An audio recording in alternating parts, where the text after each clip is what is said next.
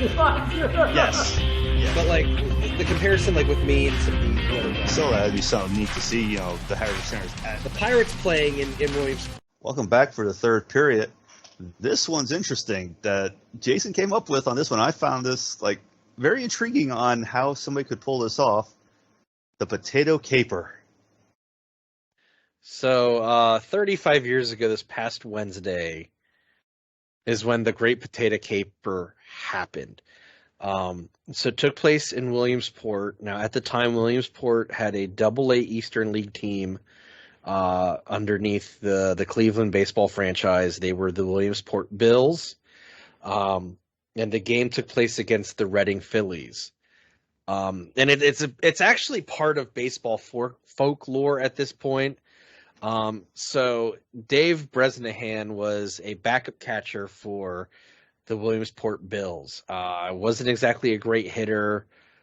I think this might have actually been the end of his career in the minors, actually. Basically, he said he was the bullpen backup catchers in the bullpen a lot. A lot of joking around would happen, and they were all talking about carving a potato into a baseball. And on this fateful night, he showed up at the ballpark with some potatoes, and he said the team loved it.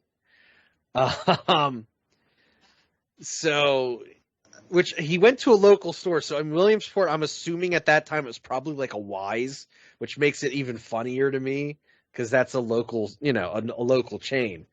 So he ended up catching that night, and Reading's player Rick Lundblade reached third base with 2 outs in the 5th inning, and that's when Bresnahan kind of put things into motion.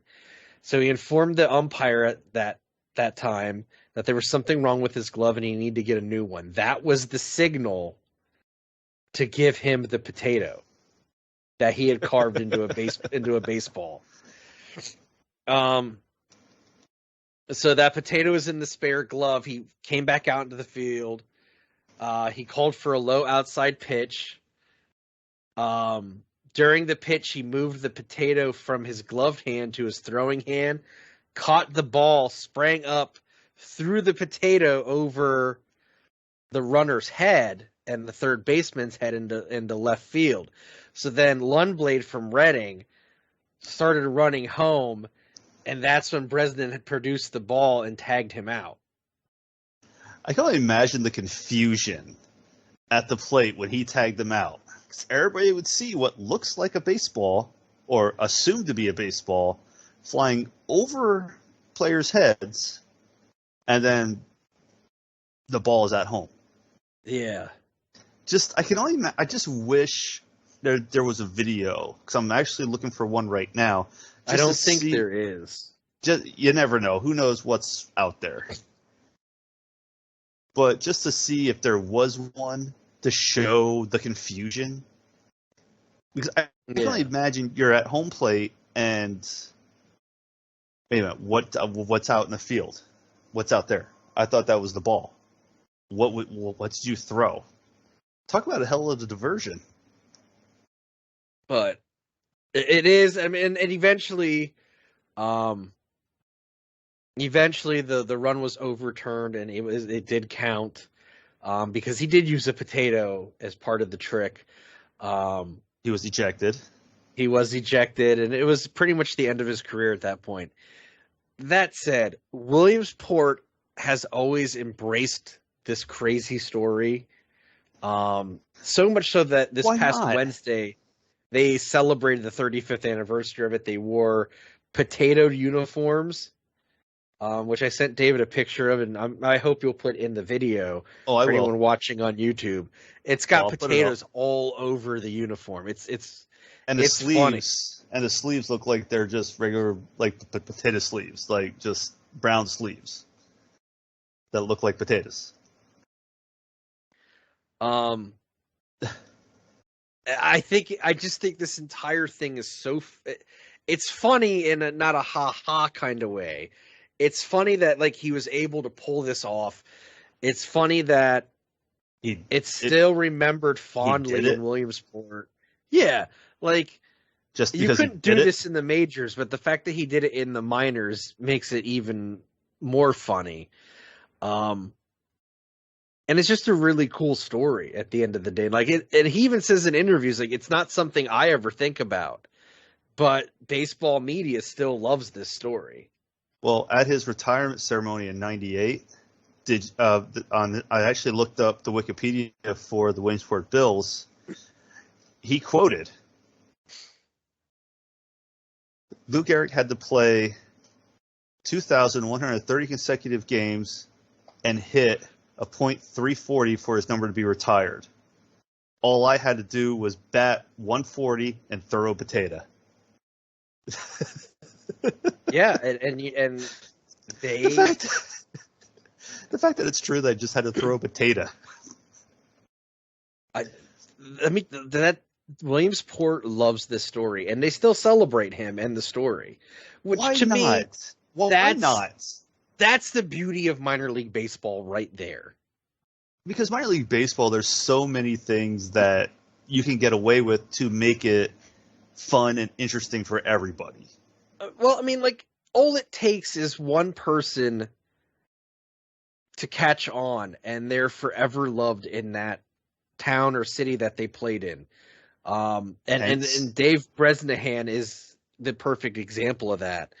And I know now, a lot of minor league teams try to have really like funny names, like the Trash Pandas or the Disco Turkeys is one, right? Yep, the Disco Turkeys. But you don't need that. All you need is one player to connect with the town, and that team's golden. You have it. Yep. I'm just curious if on that night they gave like half-off fries. I don't think they did. So Jamie and I have a coworker who grew up in Williamsport, and he was there that night. Oh, really? Yes, he has talked about it to us over the years. But he was there that night in the stands, and he said it, like, no one knew until you heard the umpire yell, "It's an effing potato." I can only imagine the ump's reaction when they figured that out. Like, what? Like, not just from the confusion from the play, but like when you get those moments to where you just are dumbfounded. You can't speak because of what just happened. Like, you're just like in awe that somebody had the balls enough to pull this off, or to even do it in general. Yeah. And then go, and it's a potato. Of all things, a potato.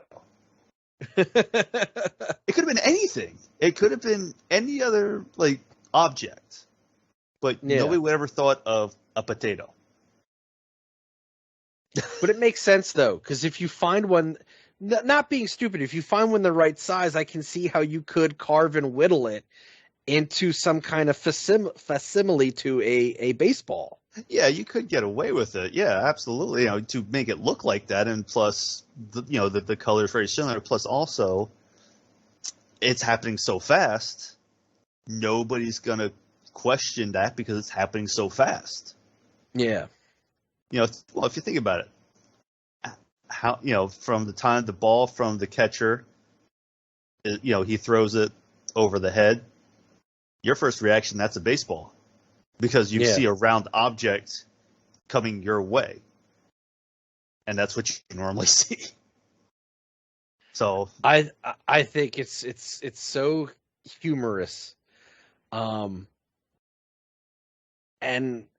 I love it. I think the story's great, and to me, like I said, it is the epitome of what minor league baseball is about and what makes it great.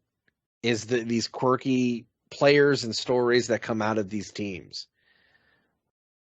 And the fact that you get some of these players who do, to do stuff like this, and it's not just, like you said earlier, a name of a team.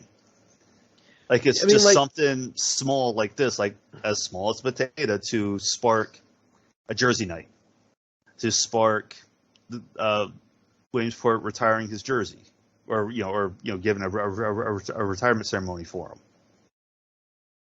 and he didn't play that big of a career,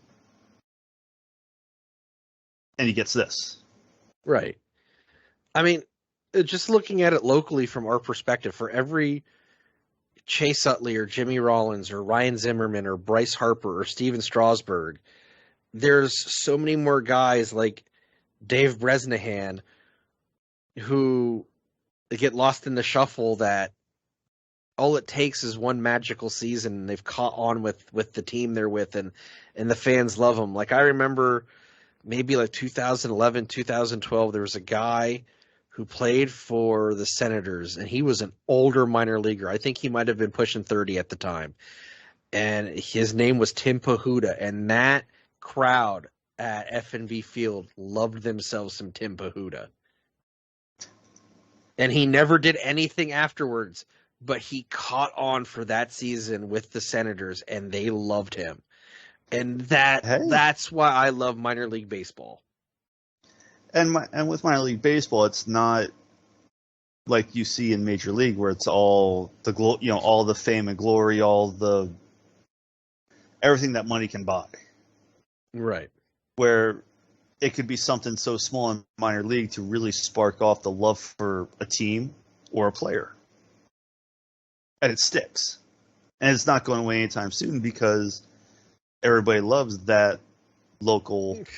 In the case of Dave Bresnahan, they still love him 35 years later. So it's interesting. It is interesting for sure. And on that note, that is the end of the third period. Who would have thought the potato caper would have made that big of an impact? 35 years later. I think it's, again, I like that kind of folklore stuff in sports. So that's, by luck, I remember that it happened around this time frame when it happened, and saw that it was 35 years ago on Wednesday. So no, it was perfect. And I would definitely put that picture in the video for sure. Of the jersey. Oh, yeah, that jersey's great. That they wore the other night. Yep, absolutely. So let's knock out a few plugs here. You can catch me monthly on the Philly Baseball Together with my co-host Tori. You can join us every month as we discuss the going-ons with the Phils. Listen to us either celebrate or commiserate the team. And you can find the Philly Baseball Together wherever you get your podcast. Fun fact about the Philly Baseball Together podcast. As I learned this week, we are number 14 in sports podcasts in Brazil. Brazil? Apparently Brazil has a big Phillies contingent that we're number 14 in the rankings. Nothing wrong with that. Yeah, send us the Carnival. We'll report on it. The day that we are recording this is Friday, the 2nd of September. That is the day that part 1 of my guest spot on Broken Kayfabe posted. That is the after show of Breaking Kayfabe with Bowdrin and Barry. That is hosted by Frankie Seacrest. I gave Frankie a glowing review last episode. I got to do it again. He's just a really great guy. Him and his wife are currently putting money together to send someone to the CWF Legends Fan Fest in honor of my buddy from my admin chat, Joe Christie. Frankie and his wife are just awesome people. On the episode, it's myself, it's a guy named Michael and another gentleman named William, both friends of mine from these groups. I chat with them daily in group chats. Really great guys. It was Michael's idea for us to talk about fast food. So if you want to listen to 4 guys talking about Burger King Burger Buddies from 1990, this is the show for you. We definitely talk about some cheap steakhouses and lots of inappropriate jokes. It's a good time. We had a lot of fun recording it, and part 1 was posted today. So If you haven't listened, I definitely recommend checking it out. It was fun to do. I don't think I have anything else. Do you have anything you want to talk about before we kill this episode? No, not that I'm aware of. Before this episode kills us. Oh, you know what? I want to give a big thank you to everyone who listened to the last episode. Yes, big thank you. It's something we have not done in a long time, and that's on us. But whether you guys know it or not, the reaction, the amount of people who listened to the last episode caught us off guard. It was such an awesome thing to see over the course of the last 2 weeks, and you all got us within 30 listens of a new listener milestone as far as how many listens we've had.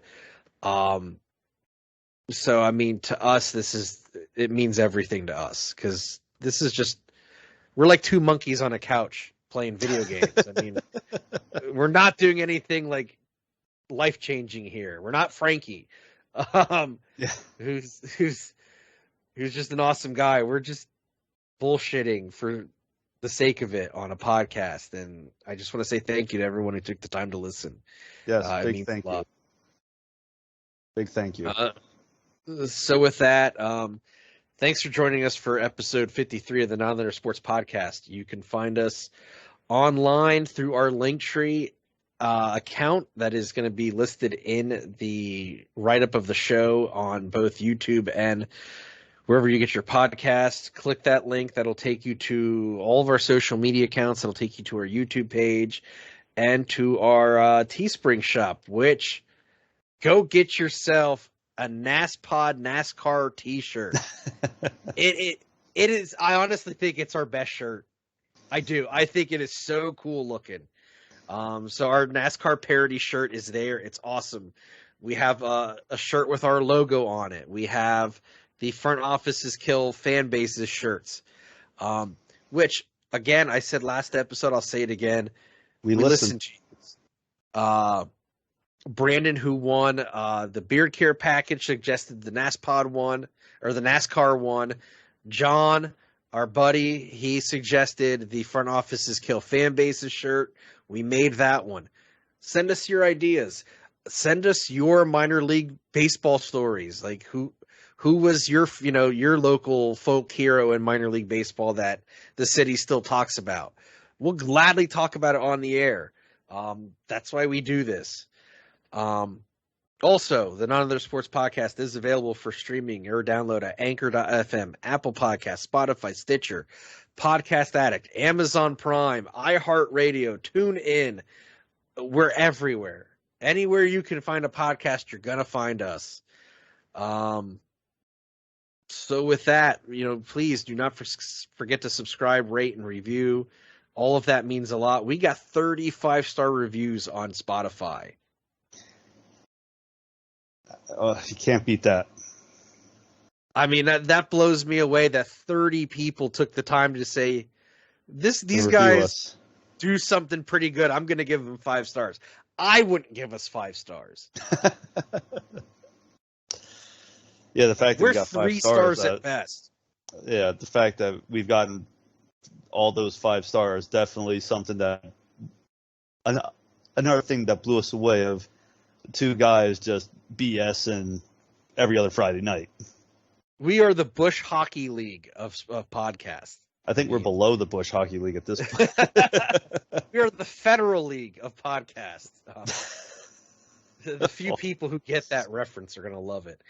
Trying to listen to the damn song anyway. That should be a shirt. What? We're the Federal League of podcasts? Yep. We'd have to get the Federal League logo. Oh God, okay. It's time to go.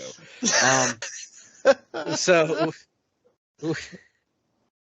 I mean, I could do this all night. That's the problem. Yeah, that is the problem. We could, because we've done this for 20 years now. Yeah. People are just privy to this now. That's the problem. We're going. Podcasting wasn't a thing in 2002 when we're dead tired eating wings in the middle of the night, watching TV, talking out our asses about dumb stuff. Anyway, So No, yeah, we- don't forget to subscribe, rate, review. I'm Jason, I'm David. and we'll talk to you next time. Have a good one.